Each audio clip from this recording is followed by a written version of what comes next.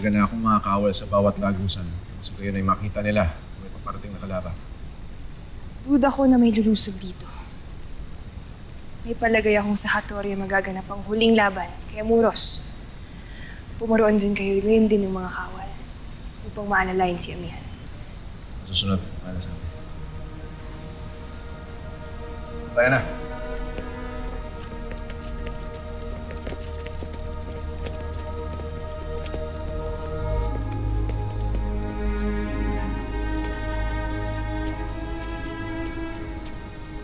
Elena, maaari ba kitang makausap?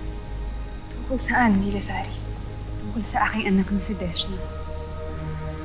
Batid ko na malapit na ang wakas ni Hagod. Kaya marahil hindi masama na malaman ko kung nasa na ang aking anak.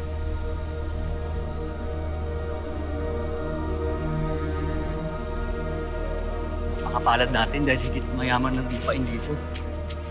Magmadali na tayo upang umabot tayo sa Abedyo. Kay palad ng araw na ito para sa iyong anak. Pagkat ito ang araw na siya ay ating kinikilala bilang isa sa atin.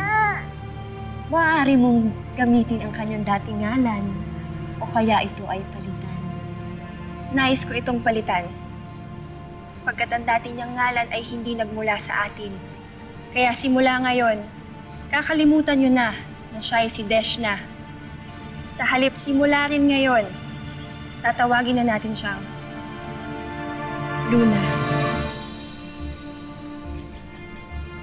Dahil batid kong ibinigay siya sa atin ng kapalaran para tayo ay mapangalaga ang lahat.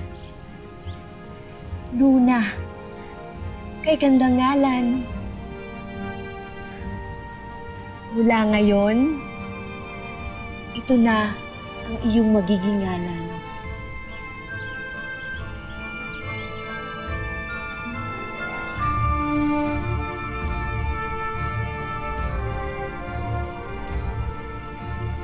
Binabati kita at tinatanggap sa aming lahi at kalinga. Bisala Luna! Maligayang pagbati mula sa mga kapwa mo, Nimpas. Binabati kita, Helgad. Sa'yo din, Luna. Abisala Eshma.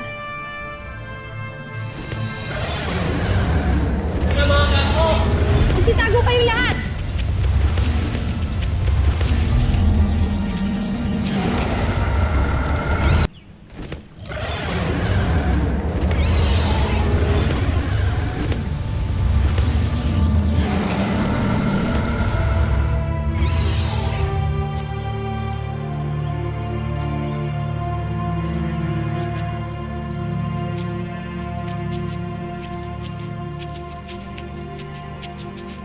Ang suliranin natin dito, masyadong maraming garko. Huwag kayong matakot. Dahil higit na ligtas tayo dito kaysa sa kapatagan. Makikita nyo sa tulong ni Emre, makakakop at masasanay din tayo sa lupain kaloob ni Cassiopeia.